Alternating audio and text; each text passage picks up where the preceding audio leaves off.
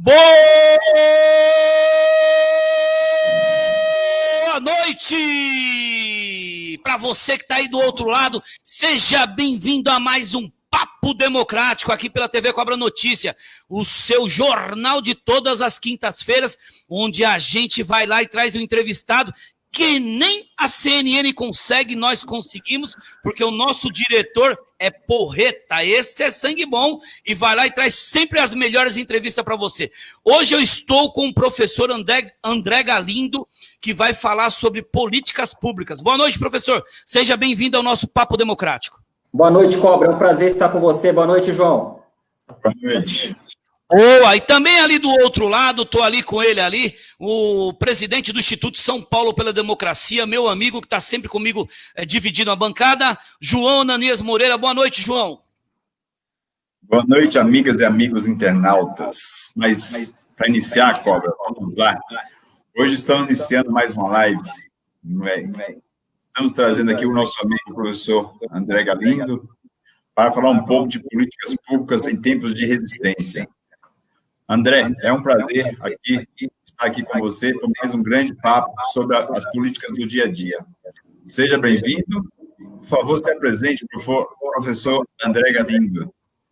Obrigado, João. O prazer é todo meu estar com o Cobra, estar com você. Já venho acompanhando o programa que vocês vêm tendo aí há um tempo. Assisti várias programações de excelente qualidade, sempre compartilho também. Parabéns pelo excepcional trabalho que vocês vêm realizando, dando orientação, instruindo as pessoas, discutindo temas da mais alta relevância. Bom, João, meu nome é André, né, sou professor jovem, né, comecei a dar aula jovem, com 21, 22 anos, me formei em administração pública e com o tempo fui trabalhar na iniciativa privada, não me agradou, né, a questão de meta, muitas das coisas que aconteciam lá. E aí acabou que eu fui me especializando na área da gestão pública, né, do Estado, do governo, pensando nas ações do governo e como que o governo pode fazer para melhorar a vida das pessoas, né? E foi nesse sentido que eu me tornei um professor dessa coisa que pouca gente sabe o que é e conhece, mas é algo da mais alta relevância, que são as políticas públicas. O que é uma política pública, né? Uma política pública é a ação que o Estado realiza, é a ação que o governo faz para tentar melhorar a vida das pessoas, para tentar fazer com que os problemas, né, que são tantos e hoje em dia são maiores ainda, a gente sabe disso, né, diante dos governantes que a gente tem, diante da circunstância crítica que o país vive, né, tanto em nível federal, mas também em nível estadual, em nível municipal, um conjunto, né, de manipulação com escolhas equivocadas, né, que foram realizadas por parte da população. Não é culpa da população, mas a população ela foi condicionada a esse erro, né, foi estimulada a esse erro, e hoje sofremos com tantos problemas. E me alegra muito ver as iniciativas como a sua, do Cobra. Fiquei muito feliz com a iniciativa de sábado, inclusive colaborei também, né, com aquela iniciativa maravilhosa de levantamento de alimento para tanta gente necessitada. Então, um pouco sobre isso que a gente vai falar hoje, né, um pouco sobre como que o governo, como que o Estado pode fazer para ajudar o povo, né, que tanto merece, né, o apoio. Boa. João, é o seguinte, eu queria que você já mandasse boa noite para o nosso pessoal aí, porque já fizemos uma abertura legal, já tem mais de 50 pessoas, então já manda um boa noite, como faz o Papa, João, já abençoa por atacado. Hoje eu dou um boa noite hoje, Cobra, sensacional, uma pessoa que me cobrou, falou que sempre está na live, deu até dó, que ela falou, sabe o que ela falou para mim? Eu não consigo aparecer meu nome lá, você sempre fala o nome de todo mundo e o meu você nunca falou. E hoje eu achei interessante que eu vou falar o nome dela, espero que ela esteja assistindo, que é a Dona da Paz, tá? A Dona da Paz, lá do Itaim Paulista. Ela falou que sempre está na live, mas ela falou que nunca comentou, então a gente nunca falou o nome dela. Então hoje eu vou falar. Dona da Paz, boa noite para a senhora. Ela fala que é minha mãe, então, minha segunda mãe. Então, obrigado, Dona da Paz, ela está sempre presente conosco, hein? Boa. E boa noite a todos os nossos internautas com a gente, nossos amigos aí, né, Cobra? Tem bastante gente isso, bem. E, pessoal, já vamos compartilhar, porque o papo hoje é bem democrático, é um papo legal, um papo leve, é uma coisa que está no nosso cotidiano aí, na gente que luta por um país melhor, uma sociedade melhor, melhores condições de vida para o nosso semelhante. Hoje é o dia da gente mandar pergunta, interagir. Aparecida Galindo, tem alguma coisa familiar aí, ô professor? É minha tia. Um beijão, Aparecida, Gabriel, meu primo. Tô vendo a foto dos dois aí. Muito feliz. Bacana. Minha família toda. Legal. Tem também o Tiãozinho aqui, ó. Conhece o Tiãozinho? Você vai meu amigo. Fui professor, sou amigo do Tião. Um abração, Tiãozinho. Saudade de você, amigo. Não tá muito bem de amigo não, né, professor, também? Não tá muito bom amigo. Mas vamos aí, João. Já vai daí que eu tenho perguntas vindo pelo WhatsApp. Mas vamos lá, professor. Quais os exemplos das políticas públicas do sucesso do combate ao Covid pelo mundo? Excelente, João. Isso que você levantou é da mais alta importância, é uma questão muito relevante mesmo. Então, deixa eu reforçar só para deixar claro para todos, né? Porque não é comum as pessoas ouvirem esse termo, né? Política pública. Que raio é esse de política pública, né? Então, só para reforçar, políticas públicas são as ações, são as iniciativas que o governo toma, seja lá qual for o governo, para tentar solucionar os problemas que atingem, né, que assolam a população. O Covid é um dos grandes problemas hoje, essa pandemia, toda essa coisa que está rolando, que está acontecendo, e diante de tudo isso, o que a gente mais tem, que a gente pode até conversar um pouquinho depois também, se você quiser, é desinformação. O presidente fala uma coisa, o prefeito fala outra, o governador fala outra, né? E cada um fala uma coisa e a gente não sabe o que está de fato acontecendo, e muita gente morrendo e muita gente sofrendo com tudo isso. Então é muito triste. Tudo isso que a gente está vendo, tudo isso que a gente está acompanhando é muito triste. E é muito importante essa pergunta que você fez, João, por quê? E aí eu até retorno essa pergunta, eu quero te ouvir, João, com uma outra pergunta, né? Quais são as medidas de fato que a gente está vendo, as iniciativas, né, reais, para tentar ajudar o povo, ajudar a população nessa situação de pandemia, nessa situação de Covid? No Brasil, gente, vocês me desculpem, né? E aqui na cidade de São Paulo, no estado de São Paulo, mas eu não, e mesmo no Brasil é pior ainda, né? Eu não conheço nenhuma, tá? E quando a gente pega para ver experiências que existem de outros países, como, por exemplo, testar a população para logo, e é tão barato esses testes, não custa quase nada, para logo cedo ver, né, se o cidadão está com o Covid ou não está com o Covid, um encaminhamento de um tratamento. Então, por exemplo, para quem acompanha o jornal, com certeza viu o caso da Coreia do Sul, João, onde eles testaram rapidamente toda a população, utilizaram os smartphones para acompanhar o doente, conversar com o paciente, para saber quais as medidas que eles precisavam. Lá na Nova Zelândia também, né, onde a primeira-ministra é uma mulher, inclusive, uma mulher muito jovem, muito inteligente. E o que ela fez, né? E a equipe toda dela de governo fez? Eles, além de testarem, eles separaram os doentes por graus, né, de complexidade da doença. Então, quais são as pessoas que estão em estado mais grave, quais as pessoas que estão numa situação intermediária, quais as pessoas que sequer tiveram sintoma, e vamos focar dando o tratamento específico necessário para essas pessoas. Agora, eu não tenho visto nenhuma medida coerente no Brasil, a não ser o governo responsabilizar o próprio cidadão. Fique em casa, o que eu acho correto, mas só ficar em casa não é suficiente. Queria te ouvir também, João, o que você pensa sobre isso? É que é um papo, é uma conversa, é um diálogo, né? É um triálogo, né? Triálogo. Vai, solta aí, João. Eu, assim, o professor André, eu sou suspeito porque o Cobra, estive recentemente lá na região do Cobra, não, na região onde ele reside, e é importante que a gente fale o seguinte, que sequer o poder público se apareceu por lá, tá? Sequer o poder público houve um atendimento nos postos de saúde. Sequer deu qualquer possibilidade da pessoa que depende da saúde pública ter o direito de ter acesso a um médico e falar assim, faz esse encaminhamento, né? Sequer teve orientação do posto de saúde. Você chega lá, eles simplesmente assim, não tem a possibilidade de te atender, não tem como te encaminhar, eles não dão uma orientação. Então, assim, o poder público sequer fez alguma tenda. Ó, você vê, vou dar um exemplo, a Zona Leste. Não teve um hospital de campanha.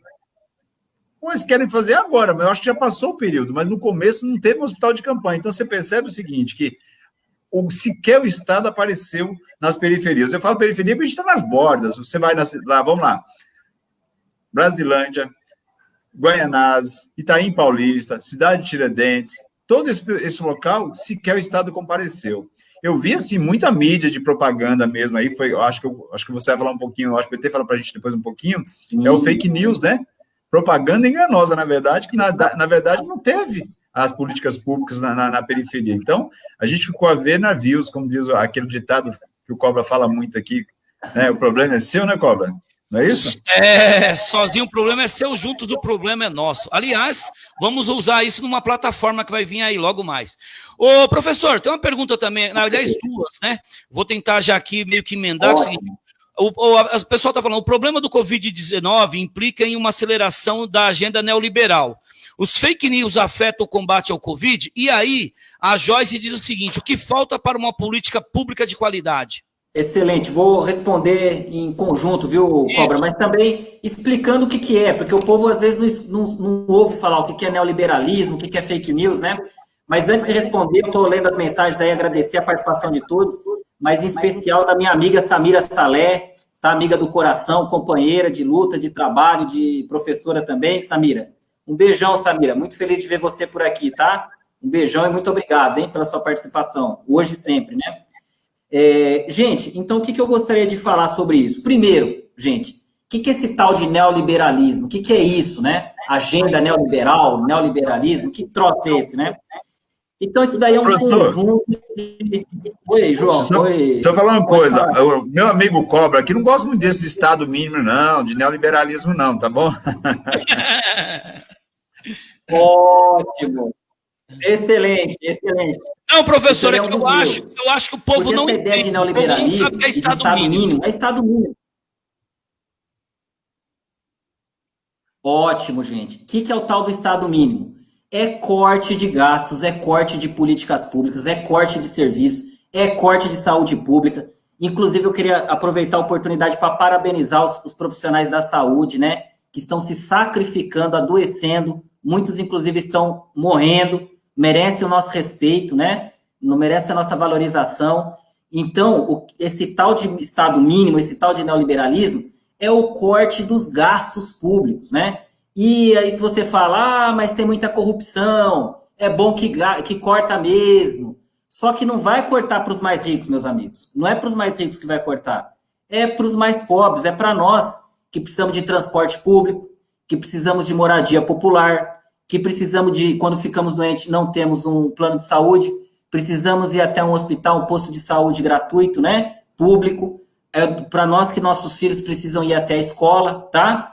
E aí eu chamo esse vírus também de vírus do neoliberalismo, de vírus do Estado mínimo.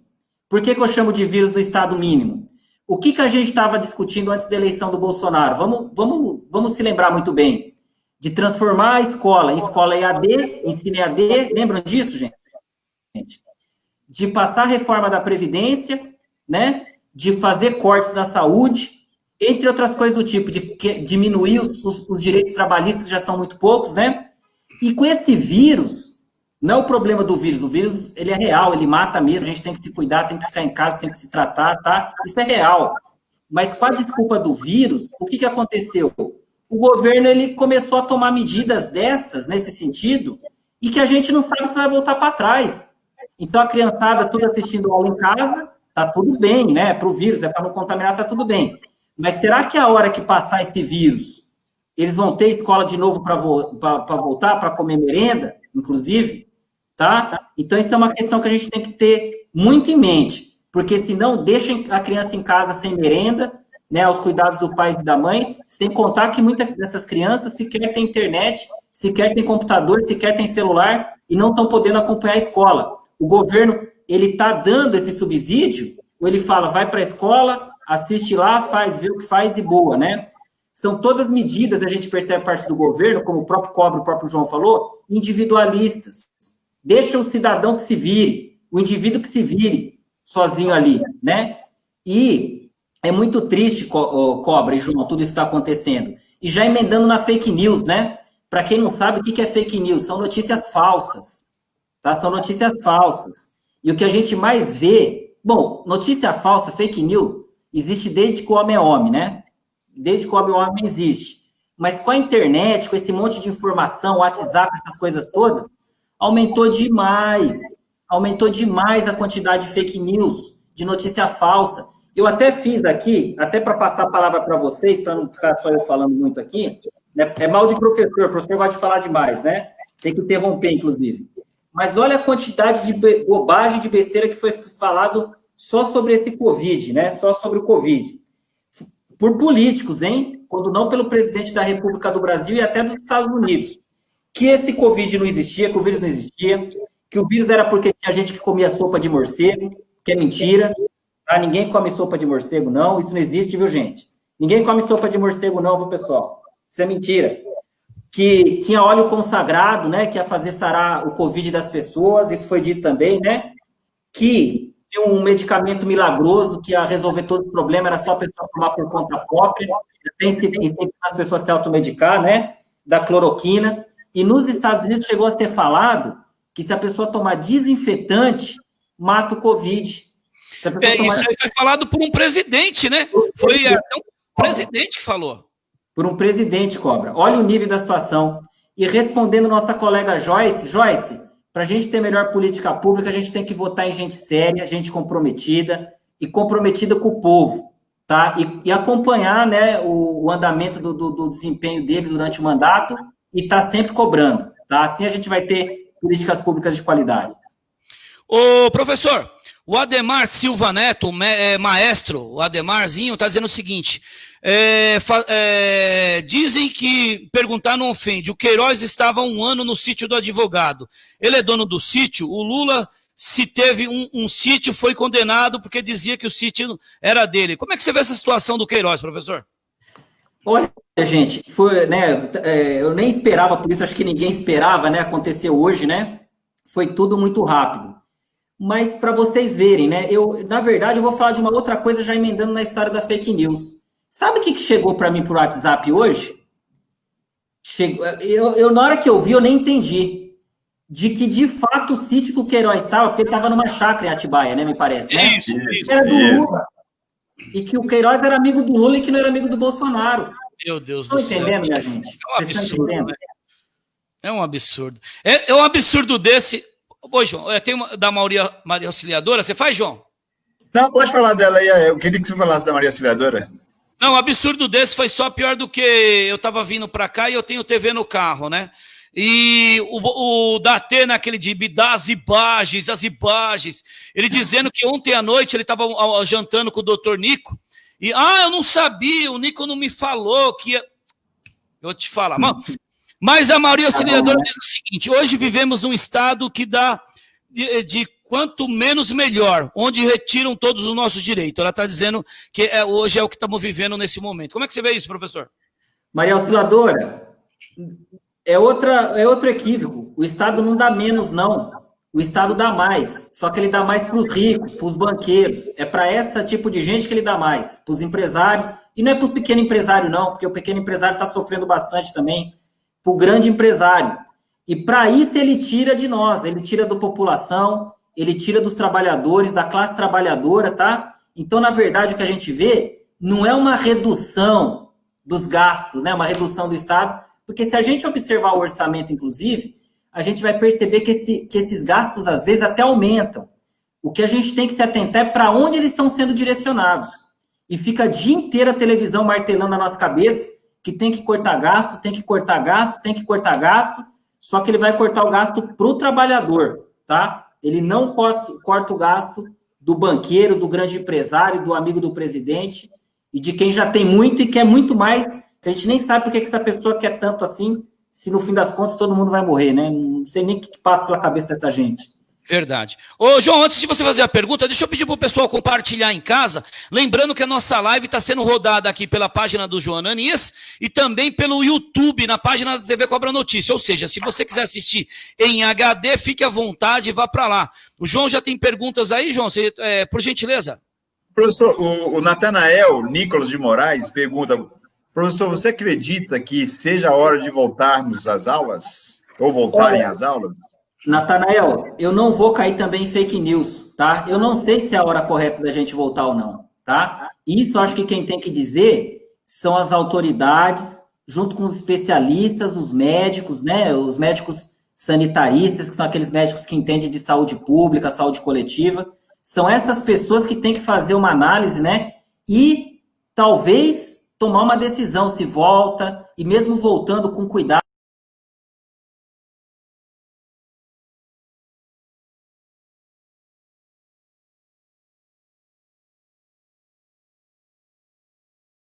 tem que passar a ser responsável por essa situação, sim, entendeu? E outro ponto que eu queria colocar, né, o desserviço que o presidente da República faz, na medida que ele tenta hostilizar e criar um conflito, ou a economia, ou a vida das pessoas. O que é isso, gente?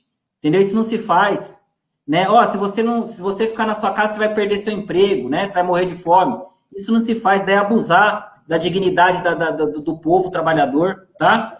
Então, a única coisa que eu acho em relação a isso é o seguinte, o governo tem que fazer frente a todas as questões relacionadas ao momento crítico que a gente está vivendo. A saúde pública, a educação das crianças, tem que garantir, se for de casa, então, tem que garantir que essa saúde chegue, essa educação chegue lá da melhor qualidade, atender as pessoas, né, nos hospitais, nos postos de saúde, testar as pessoas, e também cuidar do pequeno empresário também. Porque eu estava aqui de quarentena, então a gente não pode cair nessa onda, é uma armadilha. Porque aí depois, a gente que quer o bem do povo, acaba falando mal do pequeno empresário. E o coitado do pequeno empresário é um trabalhador também. Tá? É um trabalhador, muitas vezes, que trabalha com caixa, acorda muito cedo. Os pequenos empresários que eu conheço, acordam 6 da manhã, 5 da manhã, às vezes trabalham até meia-noite, caixa curto, não tem incentivo do governo, pagam impostos, altos impostos, inclusive, né? Encargos, né? E aí, esses dias eu saí para a rua aí para resolver uma questão no banco, porque eu tenho o privilégio e a sorte de também estar trabalhando na minha casa de quarentena, o que não é a realidade da maior parte do povo, e eu vi uma quantidade enorme de pequenos comércios que foram fechados, com placa de aluga-se. Então, isso não se faz, o governo tinha que também dar apoio para essa gente. Professor, eu sempre falo aqui uma coisa que eu vou bater um pouquinho no que você falou, como é um bate-papo aqui, eu vou só complementar. Eu sempre falo para as pessoas o seguinte, que a maioria dos comércios, das pessoas que vivem na periferia, são pequenos comércios, né? Correto. E na verdade, quando ocorreu as reformas que ocorreram, que a Previdência, a reforma trabalhista, que diminuiu o salário no bolso dos trabalhadores, automaticamente ela afetou esses pequenos comerciantes ou empresários pequenos que moram em bairro. Por quê? As empresas pequenas não conseguiram se manter. E automaticamente o que acontece? O dinheiro fugiu daquele espaço, né? E as pessoas hoje, você vê que os pequenos comércios em bairro, tem vários locais fechados, por quê? Esse dinheiro deixou de circular nos pequenos comerciantes ali do bairro também, e aí fechou. Então, você vê que afeta, né? E inclusive, isso eu vou fazer uma pergunta, já complementando, que o Rogério, lá da Zona Sul, o Rogério RPS, ele fala assim, qual a sua posição sobre a política pública do município do estado, hoje? O que você poderia falar sobre isso? Eu acho o seguinte, João, vou dar minha opinião, tá? Em relação ao governo federal, aí não tem nem cabimento, não tem condição, né? O que não é loucura é má fé. Né, o que não é loucura é má fé, ali não tem cabimento, né, é um monte de coisas que não fazem sentido nenhum, então ali nem tem política pública nenhuma. Em relação ao governo do estado e município, a gente percebe que tem um compromisso maior com o povo, tem um compromisso maior com essas questões, mas ainda é muito insuficiente. Está longe do necessário, está muito longe do necessário. Não adianta falar para o povo ficar em casa, não adianta estabelecer lockdown, tá? Isso não é o suficiente. Tem que ter outras medidas, tem que ter outras políticas públicas que atendam o pequeno empresário, que valorize o trabalhador da área da saúde, que crie hospitais de campanha, João, tá? Que crie hospitais de campanha, que faça um esforço que é um esforço de guerra, porque o momento que a gente está vivendo no mundo hoje é um momento de guerra.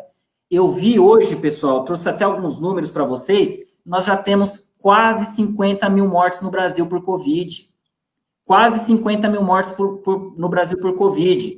E eu trouxe alguns outros números, porque também o problema não é só o Covid. Sabe o que acontece com o Covid? Com o Covid, sobrecarrega as UTIs, sobrecarrega os hospitais. E os outros doentes, que têm outros problemas de saúde, que também precisam do serviço de saúde, como é que eles ficam? Sabe qual que é a orientação que a maior parte da população que não está com Covid tem recebido? De se tratar em casa, sem o atendimento médico, sem o atendimento ambulatorial hospitalar. Esse também é uma questão grave, imediata, que a gente tem que pensar, tá? Que a gente tem que pensar. Eu, recentemente, tive um familiar que escorregou, que é deficiente físico, é idoso já, e os filhos não estavam visitando ele para não, né, com medo de passar o Covid.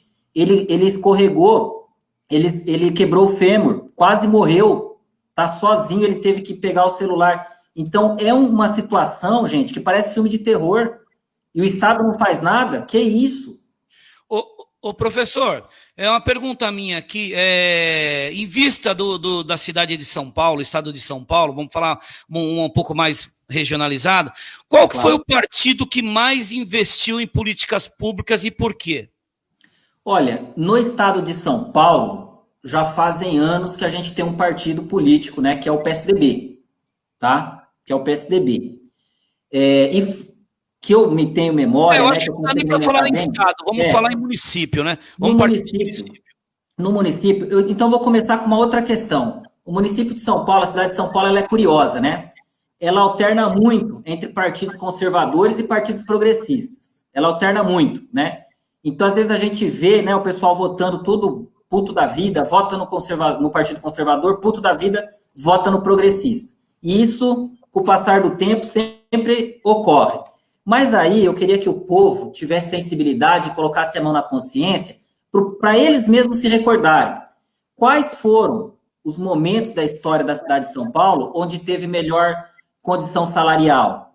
Dos professores, por exemplo, valorização dos professores, contratação de médicos, construção de hospitais, ampliação das linhas de ônibus, construção de corredores exclusivos para ônibus, tá? Eu sou nascido em São Paulo, Cobra, mas eu morei durante muito tempo da minha vida no interior. E eu vim morar em São Paulo em 2012. Então, eu peguei a transição do governo Kassab para o governo Haddad. No ano de 2012, da minha casa para o meu trabalho, eu demorava 1h30, 1h40, tá? Para chegar. No ano de 2013, a gente teve a vitória do prefeito Fernando Haddad. Em 2014, mais ou menos, já tinha corredor de ônibus que ia até o meu trabalho, né? E eu conseguia fazer esse mesmo trecho que fazia 1h40, 1h30, em 40 minutos. Então, na realidade, a gente tem uma característica assim, acho que isso tem que ser exaltado e ressaltado, né? De governos do Partido dos Trabalhadores que tem um olhar mais sensível, né? Não desmerecendo os outros governos, os outros governantes, outras pessoas, de jeito nenhum, né? Nem a escolha das pessoas. Mas ele tem um olhar mais sensível para as necessidades, para a questão do povo pobre, do povo trabalhador. Construção de creche, construção de escola, construção de hospitais, postos de saúde, linhas de ônibus e tantas outras coisas que eu poderia falar aqui. Cultura, né? No governo Fernando Haddad eu presenciei isso, foi muito bonito ver, né, a quantidade de cultura, de arte, né, que era oferecido para a população. Porque o que tem que ser oferecido para a população é cultura e é arte. Não é ficar, que nem o Datena mostrando, meu pai fica assistindo isso daí, eu fico puto da vida. Quem matou, que morreu, que matou. E mesmo agora, na crise do Covid, eu acho que a televisão ela presta um desserviço, mostrando aquelas covas comuns, dia inteiro enterrando gente, dia inteiro mostrando corpo, dia inteiro mostrando... Pelo amor de Deus, o que eles querem? Deixar a gente depressivo para quê? Para a gente consumir mais? Com certeza. Para a gente usar droga, entendeu? Para se drogar, porque é melhor se drogar do que ver tanta gente morrendo, né? Então a gente tem que valorizar muito a cultura, a arte, o lazer, levar a cultura de qualidade. Essa história de que o povo pobre, o povo trabalhador não gosta de cultura, não gosta de arte, é mentira. Muitas vezes não foi lhe dada oportunidade, só foi dada oportunidade de trabalhar para ele, né? De ficar 3, 4 horas no ônibus. E com certeza, se ele tiver, né? O povo brasileiro tiver acesso a isso, vai gostar sim, porque o povo brasileiro é um povo muito inteligente e muito culto por natureza. Ô, João, faça essa pergunta do Rogério, por gentileza. Professor, está aqui na tela o Rogério RPS lá. Ele fala assim, professor, tem lei que fala que tem que ter 32% para a educação, mais tanto por cento para a saúde. Assistência social. Hoje não vejo, mas gasta nada com a política pública. O que você pode falar dessa pergunta dele aqui, que ele fez um apanhado, né? Rogério, meu amigo, saúde é política pública, educação é política pública e assistência social é política pública também. Mas cultura é política pública, segurança pública é política pública, transporte, habitação e tanto o restante. É verdade, a gente tem o mínimo, né, que a Constituição estabelece, que é para ser destinado para as áreas de saúde, educação e também para assistência social. Só que aí eu retorno a pergunta, será que esse mínimo é o suficiente? Será que é o suficiente esse mínimo? Isso a gente tem que perguntar. Porque a gente olha lá, 30 e tantos por cento, nossa, quanto, né? Na cidade de São Paulo é 32, como você mesmo destacou para a educação, é mais do que no restante do Brasil, né? 32%. Mas será que é suficiente? Né? Será que teria que ser mais? Será que não tinha gasto a gente se apegar a outras questões relacionadas à qualidade, né? A valorização, né? A própria gestão, né? Da educação, a gestão da saúde, tá bom? Então é isso que eu trago para você, Rogério, a necessidade, né, da gente avaliar se de fato esses valores são suficientes, né? E não nos deixarmos enganar. E além disso daí, da gente pensar que só o recurso não é o suficiente. Tem um conjunto de outras questões que também são importantes, como a gestão, o acompanhamento e a fiscalização desse gasto. Boa. João? Ô, professor, tem o Antônio... Deixa eu ver lá aqui. Ô, João. Oi. Qual que é? Você está falando do fretado? Do transporte fretado aí, que na verdade ele fez a pergunta do transporte fretado, se aqui. Professor, vai de fretado e confortável, seguro e melhora o trânsito. Por isso, o Kassab eliminou e o Haddad manteve, entendeu? Mas eu entendi, ele quer dizer o seguinte, quando você tem um transporte de um fretado que deixa você na empresa, a pessoa vai descansando mais e volta com um descanso melhor do que você andar num transporte cheio. É isso que ele quer dizer, né? Posso falar uma coisa para você, João? Desculpa, Cobra, te interrompi, né? Te joga uma pergunta, João. Antes do professor responder, eu acho que um momento aqui para a gente até descontrair um pouco e veracidade, a Mônica Bilho diz o seguinte, hoje estarei sorteando 3 bolsominions aleatórios para oferecer meu ombro amigo, logo após o Jornal Nacional. A Mônica hoje de manhã no Café com Cobra, literalmente ajudou demais. Vai lá, professor. Legal. João, quero jogar uma outra questão. Tá legal, o fretado é melhor. Eu já trabalhei em empresa que eu ia trabalhar de fretado. É muito mais confortável e já fui da pé para o trabalho também, de bicicleta. E o fretado é muito mais confortável. Mas não é verdade que o carro é mais confortável ainda que o fretado? Ainda mais se eu tiver um carro de luxo. Não é melhor ainda que o carro de luxo um helicóptero? Sim. Então, gente, ou a gente pensa coletivamente, tá? Como pensa, por exemplo, os países europeus. Vocês sabiam que em muitas cidades europeias é proibido transitar carros individuais particulares em determinados lugares? Óbvio, não adianta só proibir o transporte do carro, sem que o poder público não ofereça metrô, bondes, né? Ônibus, mais ônibus, até de maneira confortável.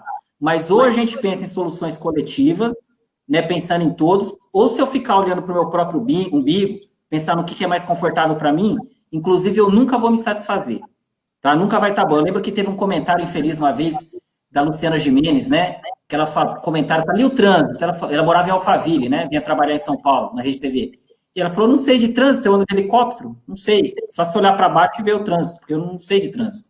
Então é isso que eu acho. Ô, professor, você fala uma coisa que eu sempre toco, eu acho muito interessante, que eu sempre falo o seguinte, que as pessoas acham que saúde, professor, é só ir no hospital, é só ir no posto de saúde. Não é.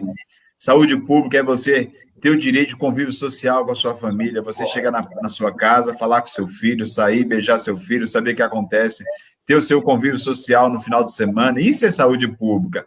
Aí você pega um pai que não vê o filho não vê o pai, qual que é a relação desse com o pai e com o filho, não é verdade? Então, assim, isso é saúde pública, as pessoas, que assim, nós temos que esclarecer que saúde pública tem a ver com as políticas públicas, tem a ver você ter um transporte adequado, ter uma vida adequada, ter um horário de trabalho que deve ser o teu convívio social, o descanso. Você pega uma pessoa que mora, vou dar um exemplo, na cidade do lá na cidade de Tiradentes, por exemplo, ele chegar até o Brás para voltar para trabalhar, é o dia todo nesse percurso. Então, é ruim. Então, assim, um transporte de qualidade ajuda também a saúde pública do estado, do município, e também tira um pouquinho do estresse das pessoas. Então, é importante nisso. Ô, Calva, eu só queria falar uma coisa, Calva, você pediu para fazer uma coisa que eu vou falar aqui. Eu queria dar uma boa noite hoje para o pessoal da Itaim Paulista, Guaianazes, Cidade Tiradentes, Guaianazes, Cidade Ademar, Jardim Selma, Americanópolis, Emelino Matarazzo, Boimirim, deixa eu falar mais aqui, que eu esqueci algumas aqui, Brasilândia, Morro Doce, tá todo mundo conosco aí, tá? Acho que eu falei todo mundo hoje, né? Na verdade, Guaianazes você falou 2 vezes, eu acho que você gosta mais de Guaianazes. Sapopemba, São Mateus, eu sei que tem toda essa região que tá com a gente, viu, André? Tem todo mundo com a gente vê aqui. Legal. O pessoal, tá? Ô, João, tem uma pergunta do Tiãozinho que chegou via WhatsApp, vou mandar pro professor, ele escutou. Aí é fogo amigo, hein? Eu não sei, viu? Eu confesso que eu nem escutei ainda, eu vou soltar aqui, tá bom? Tá legal. Boa noite, professor André. Quem está falando é o Tião, seu colega de trabalho também. E já fui seu aluno, sou seu grande admirador. Você sabe que eu sou aqui do time do João Ananias e sou admirador do Cobra Notícias aí. Eu queria lhe dizer uma coisa, André, e fazendo uma pergunta aí. Com certeza. Você começou falando que você estuda e é professor que trata de políticas públicas. E, às vezes, o povo tem dificuldade, como você falou, de entender o que é política pública.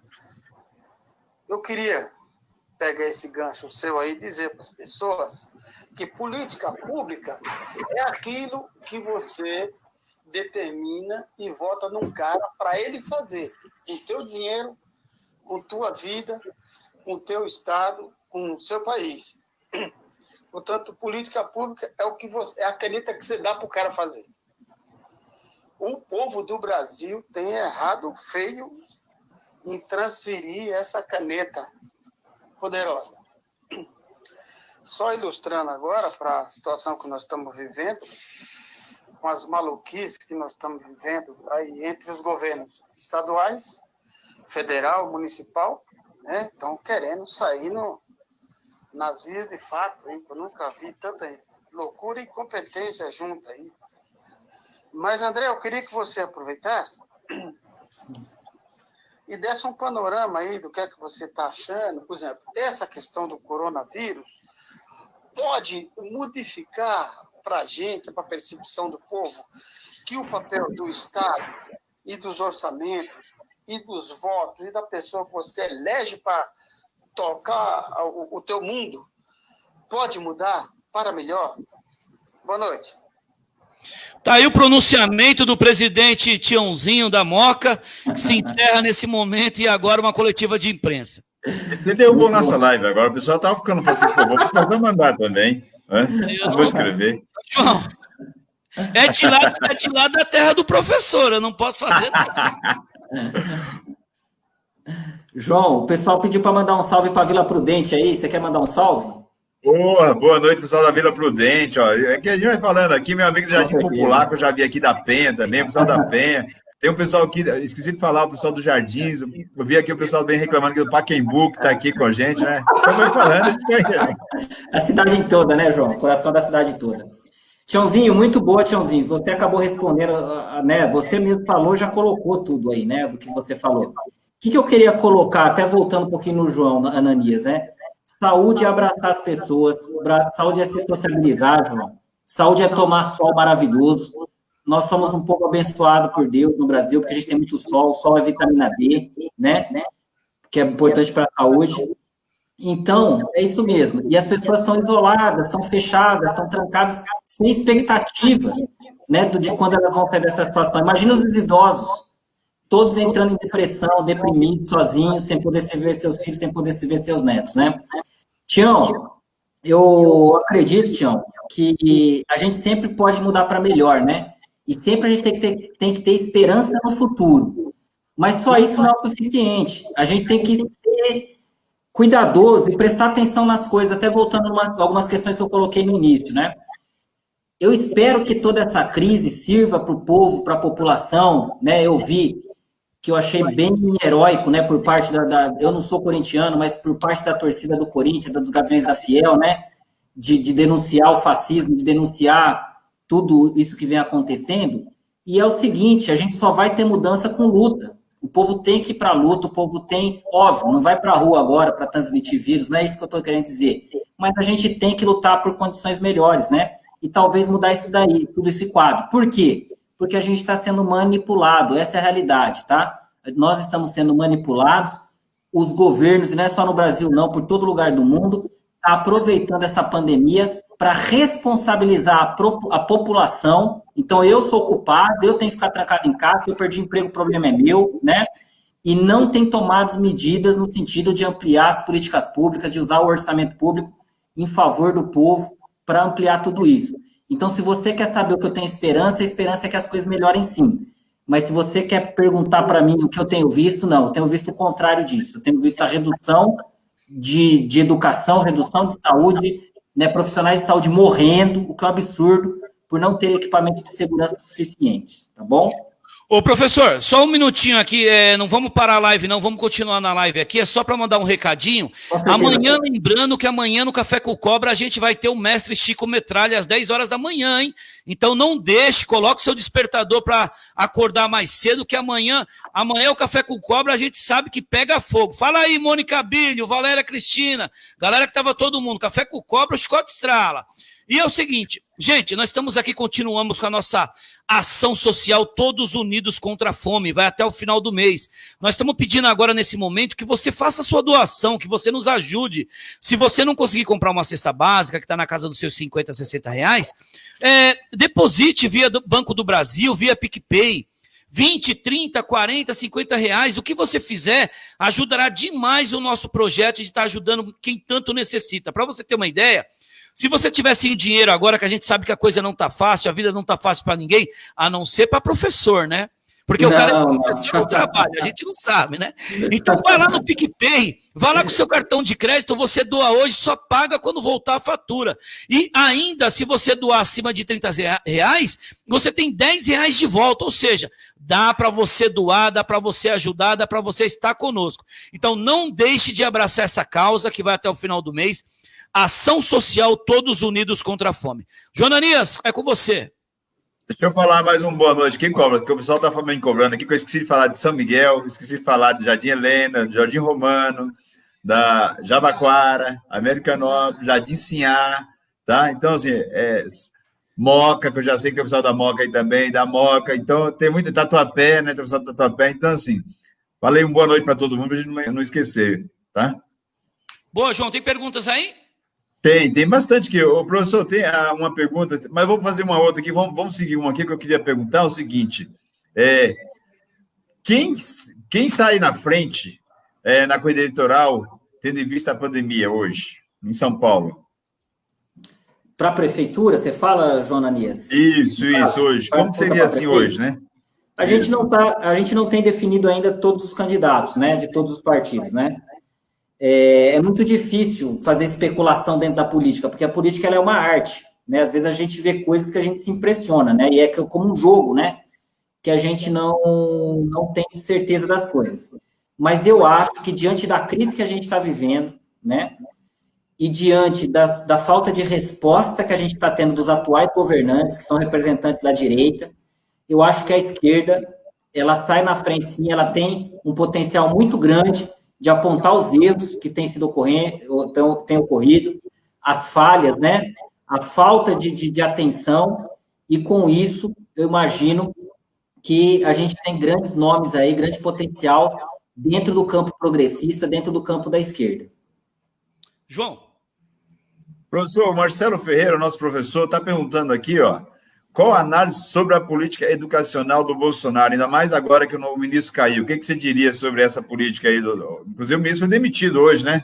E, inclusive, complementando, e ele deu uma canetada quando saiu que tirou as vagas das universidades federais dos deficientes, dos negros, e aí por diante. Eu nem vou comentar todos, porque aí quem poderia fazer uma análise dessa... Senão a gente chora, né, João? Senão a gente chora, né, se comentar todos, né? Isso. O Marcelo é outro amigo. Um abração, Marcelo. O Marcelo, inclusive, foi uma das pessoas que me ensinou a gostar de vinho, né? Mas, infelizmente, eu não me adapto muito bem a vinho. De vez em quando, continuo tomando uma cachaçinha, mas é um grande amigo de valor também. Um grande abraço, saudade de todos esses amigos que estão participando hoje, né? De dar um abraço, ouvir suas vozes, né? Pessoalmente, ouvir a voz do Tiãozinho aí. Fiquei com muita saudade dele também, né? João, eu acho que, primeiro, não existe política educacional do Bolsonaro. Que política educacional? Política educacional tinha no governo Dilma, tinha no governo Lula, né? Então, ali a gente tinha política educacional. Hoje não há política educacional.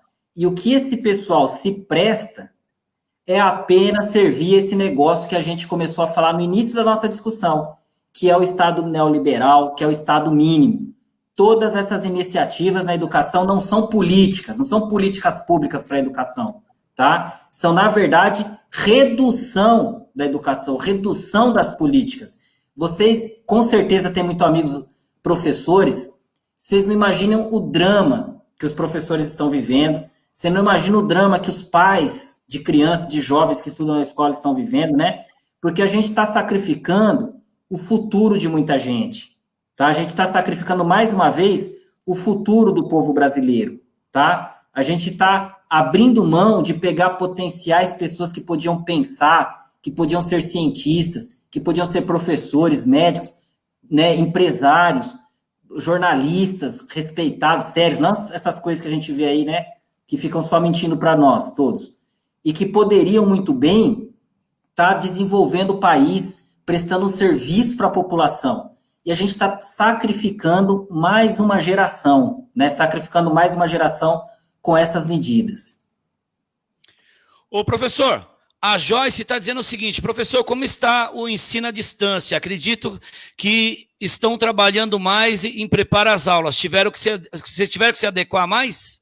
Com certeza, Joyce. É exaustivo esse trabalho. Recentemente teve um amigo meu, até o Cobra brincou no início da live hoje, da gravação, falou: pô, professor, você tem um equipamento bom aí, né? É porque você deve fazer bastante live. Na verdade, não é que eu faço bastante live não, Cobra. É que eu fico dando aula, né? E aí eu arrumei uma luz e tudo mais. Só que não é uma luz profissional. Eu não sei manusear isso daí. Recentemente teve um amigo professor que machucou o olho por causa da luz que ele colocou na cara. Estão entendendo? O fato de você trabalhar na sua casa, muitas pessoas têm filhos, têm pais idosos, né? E não é só professores, não. São outros profissionais também, né? Mas tem se tornado um trabalho bastante exaustivo. Você gravar a aula, arriscado, inclusive, depois, pessoas, né, mal intencionadas fazer memes, né, ofender a sua moral, né, diante de vídeos. Então, tudo isso é desumano. E tudo isso, gente, não tem só a ver com o coronavírus, com o Covid, não. Tudo isso é um processo de redução das condições de trabalho, de redução dos direitos trabalhistas, né, quando a gente vê muitos jovens entregadores, né, ganhando seu dinheiro honestamente. Aqui da janela de casa eu vejo dia e noite esses jovens entregando alimento do Rappi, do iFood, fazendo entrega. Por que esses jovens não estão na escola? Né? Por que eles não estão cursando uma universidade para posteriormente, né, serem médicos, serem professores e também ajudar? Né? Eles estão ganhando o dinheiro deles dignamente, mas é um trabalho que às vezes leva 12, 18 horas. Sabe o que eu li, Cobre, João? Que um entregador de Rappi, um entregador de iFood, de Uber Eats, ele tem que aqui na cidade de São Paulo, caminhar arriscando sua vida, passando do lado de ônibus, né, de carro, de motoqueiros e de tudo mais. Ele tem que pedalar 80 quilômetros por dia, muitas vezes trabalhar 14, 16 horas. Então, gente, vamos acordar, vamos abrir o olho Isso não é desumano isso daí. É desumano. Então, não é só o professor, não. Somos todos nós trabalhadores. Ô, professor, se você me permite, essa questão do trabalho de home office parece ser fácil, né? Parece ser assim, igual muita gente pensa, que moleza tal. Eu tenho um amigo que ele acabou de ser mandado embora para o home office, porque a casa dele não apresentava o mínimo de condições, o que o pessoal queria que apresentasse, uma parede bonita, uma internet de boa qualidade. Ele mora na periferia, e você sabe, professor, que quem mora na periferia, durante todo o dia o cara vende galinha, vende ovos, é sorvete, é pizza de 10 reais. O cara foi mandado, na verdade, isso, eu estou falando para ilustrar, é o que ele disse, né? Parece que fica fácil. Eu trabalho de home office, que legal, faço meu programa de pijama. Não é bem assim, né, professor? Tem tudo muito isso. Mas, só para voltar aqui, o Bradesco está dizendo, o Bradesco Adilson, os conselhos participativos poderiam ser melhor aproveitados nas políticas públicas locais. O que você pensa disso, professor?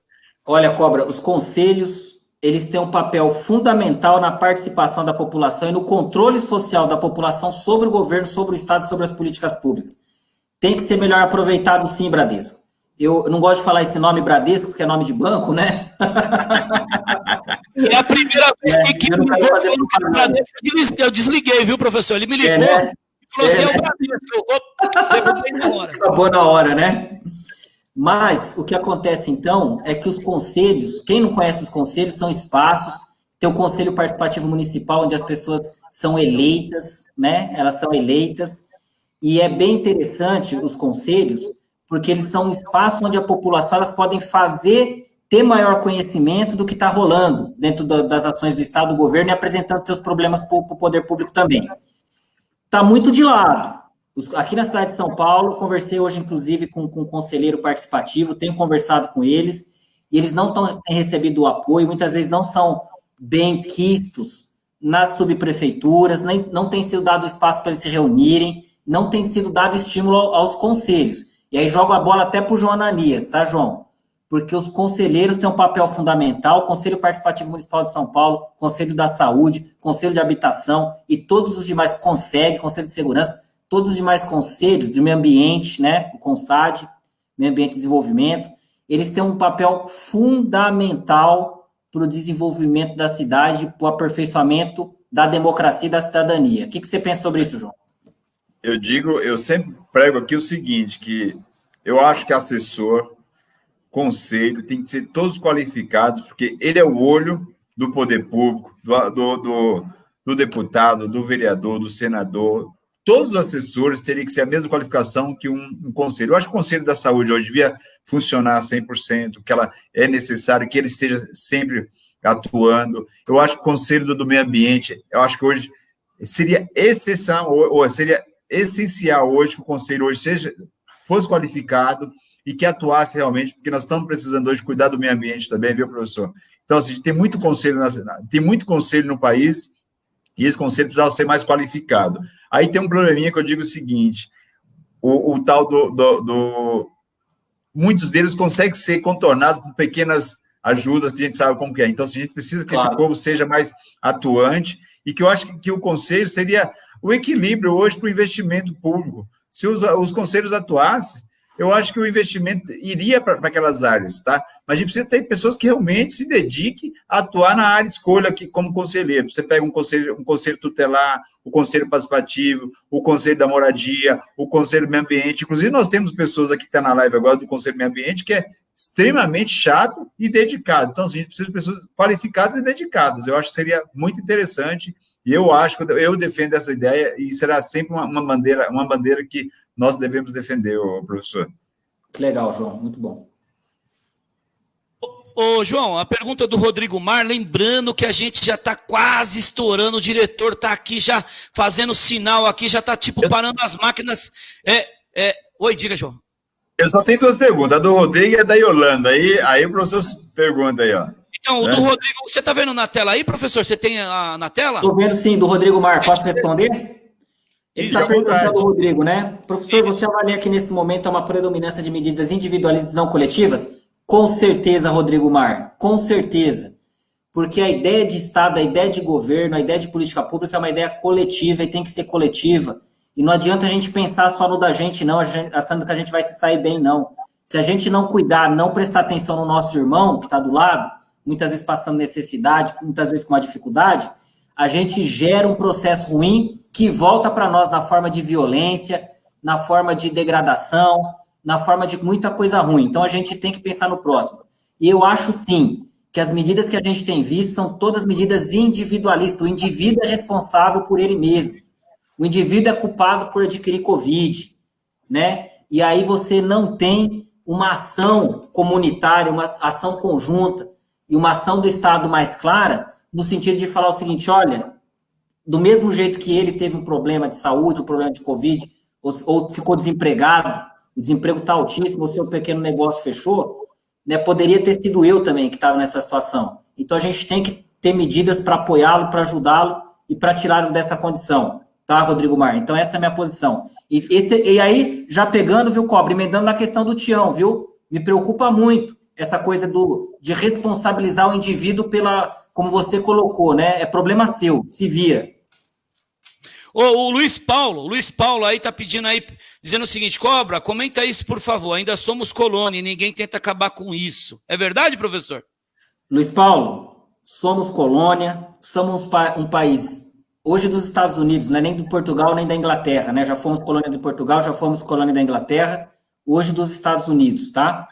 Nós somos um país escravista, nós somos, né, a condição do trabalhador ainda não é digna, e a gente recentemente viveu momentos de euforia, momentos de alegria, em governos que conseguiram, pelo menos um pouco, contornar essa situação e dar mais dignidade ao povo, e dar mais autonomia e soberania a esse país, tirando esse país da condição de colônia, né? Quando o presidente Lula senta para conversar com a Rússia, com a China, com a Índia, com a África do Sul, quando ele perdoa dívidas, né, dos países africanos, quando ele começa, nós latino-americanos, e a Copa Libertadores da América mostra isso, que é um quebra-pau danado, um querendo bater no outro, né? Nós somos todos inimigos, mas nós não somos inimigos porque naturalmente nós somos inimigos, porque nós temos mais coisa em comum do que o contrário. Nós somos inimigos justamente porque os senhores de cima ensinaram nós, aqui na América Latina, na América do Sul, um a odiar o outro. E por iniciativa de grandes líderes, como o presidente Rafael Correia, presidente Hugo Chávez, presidente Fidel Castro, presidente Lula, né? Presidente Bachelet no Chile, presidente Kirchner, Néstor Kirchner, Cristina Kirchner, sua esposa na Argentina, e tantos outros, né? Evo Morales na Bolívia, a gente viveu um momento de mais harmonia entre nós. Então, precisamos nos unir enquanto cidadãos brasileiros, precisamos nos unir enquanto povo latino-americano e precisamos mostrar que nós somos um povo autônomo, soberano, um povo bonito. Até que nós somos feios, eles tentam convencer a gente que eles são bonitos que nós somos feios. Até isso é mentira. Né? É mentira que nós somos um povo bonito, cheio de sol, com comida boa, com alimento bom, com vitalidade. Nós temos soberania cultural, produzimos arte da mais alta qualidade, muito melhor que eles, muito melhor que Hollywood, tá? E é dessa forma que a gente vai tentando romper, né, com a escravidão e rompendo com a condição de colônia. João? Professor da Yolanda, eu prometo que a última dela pergunta assim, minha filha também é professora, dedica boa parte do tempo preparando suas aulas. Será que após essa pandemia, a classe tão sofrida dos professores será mais valorizada? Espero que sim, Yolanda. Espero que seja muito mais valorizada sim, né? Mas, mais uma vez, eu retorno naquela questão, Yolanda. Para isso, a gente precisa ir para a luta, tá? É somente indo para a luta que a gente consegue superar essa situação, tá? E sabendo votar também. Votar em quem representa o povo, tá? E não precisa ter medo, não. Votou no camarada. O camarada não representa o povo, não vota de novo, tá? Não vota de novo. Mudou de lado, né? Eu gostava muito da Tabata Amaral, né? Porque ela era pobre, veio da favela, estudou, né? Tinha todo um sonho na figura dela. Ela mostrou a que lado ela serve. Então, ela é vizinha da Mônica Bilho aí, tá? Ah, é? Ela é vizinha da Mônica, era vizinha lá, hein? Então, né, já não serve, né, aos nossos interesses. E outra coisa também que eu queria colocar, um grande amigo Rogério, irmão. Esse daí é irmão de... Vixe Maria, esse daí é amigo mesmo, lá do interior de Novo Horizonte, né? A gente cresceu junto, estudou junto. Um abração, Rogério. Obrigado. Professor também. Se Deus quiser, a classe de professores, né, vai melhorar, né? A gente tem que torcer por isso e lutar por isso, sim. E outra coisa que me preocupa também, viu, João e Cobra? A campanha eleitoral mudou muito nos últimos anos e nos últimos tempos, tá? Antigamente o povo ia para a rua, era 90 dias de campanha, tinha debate, tinha discussão, Tinha carro de som na rua, tinha carro de som, tinha outdoor, tinha cartaz, entendeu? Tudo isso existia. Existe um processo de criminalização da política e criminalização do processo eleitoral. Só que isso não afeta os partidos de direita, não. Afeta a esquerda, que faz política popular, que faz política com o povo, que dialoga com o povo. É a esquerda que é afetada por esse processo de criminalização da política, tá? Porque quem domina as redes sociais não somos nós, são eles. O Steve Bannon, não sei se vocês já ouviram falar sobre isso, lá nos Estados Unidos, que tem controle, né, sobre isso, e que afeta na política. Olha se a gente é colônia ou não. Afeta na política brasileira, soltando fake news, né, falando de mamadeira de piroca, sei lá quantas besteiras que não existem, né? E com isso eles acabam influenciando a população, né? Muitas vezes. Bom, a Mônica mandou aí, ó, Cobra. A última pergunta, a Mônica mandou, né? Aí, ó. Você vai ler aí, professor, por sua conta e risco. Meu amigo pediu para perguntar, foi um amigo dela, não foi ela, hein? Por que Queiroz foi preso na casa do advogado de Flávio Bolsonaro? Ah, Mônica, eu acho que foi coincidência, né? Não tem nada, eles nem se conheciam. Não tem nem nada a ver. Não tem nada a ver, nunca se viu. Deixa eu agradecer sua presença mais uma vez aqui, ter tirado um tempo, seu tempo precioso. Sei que você ia dar entrevista para a CNN, para Globo News, mas preferiu estar aqui conosco. Eu queria que você deixasse suas considerações finais agora nesse papo democrático aqui para a gente. Não, Cobra, em primeiro lugar, é fake news do Cobra. Eu nunca fui convidado pela CNN e também não me alegraria ser nem estar lá, porque com certeza não teria liberdade de falar, né, espontaneidade, nem poderia falar tudo que eu pude conversar hoje com vocês. Então, eu queria pedir para todas as pessoas que estão acompanhando que têm esperança no futuro, muita luta, muita paz no coração, muita fé. O povo brasileiro é um povo bom, é um povo que está um pouco perdido hoje, mas não é culpa dele, tá? São forças muito maiores, são influências, né, muito superiores que não diz respeito ao povo, tá bom? Daniel Bruno, meu amigo, professor também, um abraço, amigo, tá? Esse é um cara bom para vocês trazerem também, viu? Daniel Bruno, grande professor de história, tá? Se vocês quiserem, esse é ótimo, tá? Com certeza ele concordaria. Muitas saudades dele. Um abraço fraternal, irmão. E aí eu quero também deixar, então, gente, lutem, votem em quem é do povo, em quem conhece as mazelas do povo, em quem respeita o povo trabalhador, tá? Quem é trabalhador igual a gente, tá? Quem é batalhador igual a gente, porque o povo brasileiro merece isso. Quero agradecer ao Cobra pelo convite, mais uma vez, né? O convite inicial partiu da minha amiga Samira Salé. Obrigado, Samira, mais uma vez por essa oportunidade de falar livremente aqui. Não é em todo espaço que eu posso falar livremente, eu sinto muita falta disso. Parabéns pelo seu trabalho, Cobra, pela sua dedicação, pelo seu empenho, pelo seu profissionalismo. Parabéns, João Ananias. Desejo muito sucesso para você no futuro, que você possa ser uma pessoa aí que influencie as outras pessoas de maneira positiva, que traga esperança para o coração das pessoas, alegria, entusiasmo. E eu estou feliz porque a gente começou a live, você estava meio para baixo, estava meio tristinho. Eu estou feliz que você está com um sorriso na cara, a gente tem que estar feliz, viu, João? Igual você falou, o povo brasileiro vende para o mundo alegria, felicidade, tá? E não vamos deixar ninguém tirar isso da gente, não. Um abraço, João, obrigado mesmo, viu, pelo convite. Professor, antes do... meio que você já respondeu, igual aquele aluno que faz a pergunta de novo, você acabou de responder, mas ele não entendeu. Eu queria que você falasse qual que é a importância, Cobra, estou perguntando, qual que é a importância de um amigo nosso, igual o João Ananias, candidato a vereador, chegar até a Câmara Municipal. Essa daí é uma importância imensa, fundamental, para representar o Itaim Paulista, São Miguel Paulista, Vila Prudente, Guaianazes, São Mateus, Carrão, toda a Zona Leste, porque a Zona Leste é bonita demais, João. E ela precisa de um representante lá no centro de São Paulo, né? Como é que chama ali? Viaduto Jacareí, não é?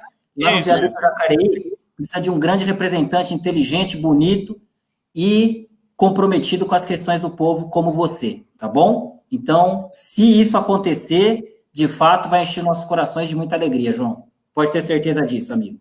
Obrigado. João? Obrigado, Cobra. O professor só falou assim, o pessoal vai ficar com ciúmes, nós temos Zona Norte, Zona Sul, aí o pessoal só vai falar assim, não, mas nós vamos fazer um trabalho que atenda toda a periferia da cidade de São Paulo, se a gente chegar lá, né? Vamos lembrar de uma coisa, João, quem foi o presidente da República que criou mais universidades no Brasil? Não foi o que antecipou ele. Não Luiz foi Inácio Lula da Silva. Ele era professor da USP. O que antecedeu ele era professor da USP. É ele que tinha que ter criado o maior número de universidades para o Brasil. Ô, professor... Não, foi alguém que me teve a oportunidade de frequentar os bancos escolares. Mas se você me permite, esse professor aí que você falou que dava aula, esse daí só conhecia a fome pelos livros. O outro conhecia na pele. Então foi por isso que foi a grande diferença. É verdade. Tá bom? Obrigado, Cobra.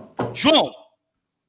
Agradecer aqui, né, Cobra? O professor foi um bate-papo legal. A gente é meio... Diz que nosso programa é meio maluco, viu, professor? Ele vai e volta, e a gente traz. Mas, assim, importante que todo mundo participe. A gente tenta agregar, a gente não atende todo mundo, mas é importante que todo mundo participe. Aqui tem que ser democrático, isso tem que ser democracia. A gente tem que qualificar esses meios de comunicação para que a gente possa levar para a população mais carente o direito de falar, e elas têm que aprender esse jeito de falar, porque a democracia é importante. Agradecer nossos internautas, o Cobra e o professor, e todo mundo que estiver conosco aqui, a equipe que teve por trás, né, Cobra, como diz você, então é importante isso. Obrigado.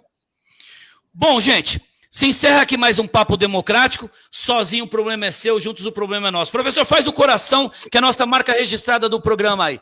Tá registrado, valeu, rapaziada. Agora, amanhã às 10 horas, tem o Chico Metralha nos dando uma aula de política, uma aula de democracia. Se o professor puder assistir, fique à vontade amanhã a partir das 10 horas. Um abraço a todos, fiquem com Deus. E daqui a pouco, lá naquele plim-plim lá, o homem vai passar o homem lá, hein? Diga, João.